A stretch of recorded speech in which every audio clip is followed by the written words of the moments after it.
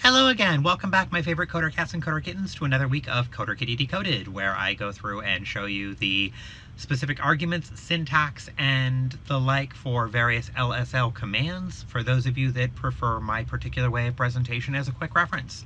So today we are actually going to cover how to make floating text. It's actually not a difficult command.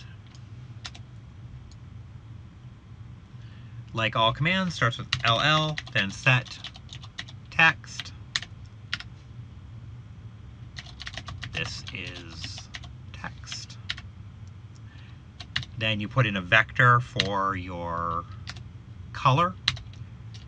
We're going to start with simple white text, and then for its degree of alpha or transparency.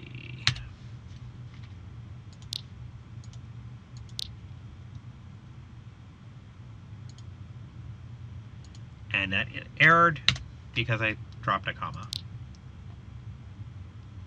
There it goes. Alright, it just simply says this is text. It's looks a little bit faded out, not quite vibrantly white.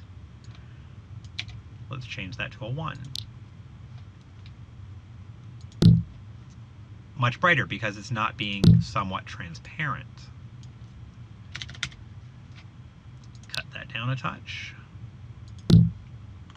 Barely can read it. So that's it. That's really all there is to set text.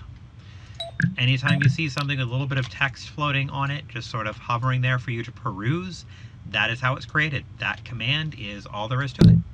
So that'll be it for this week. Thank you for stopping by to Coder Kitty Decoded. As usual, in the description section below, there is a link to a playlist of these videos, as well as one to Coder Kitty's workshop, where every lesson is a project and every project is a lesson. I hope to see you all again.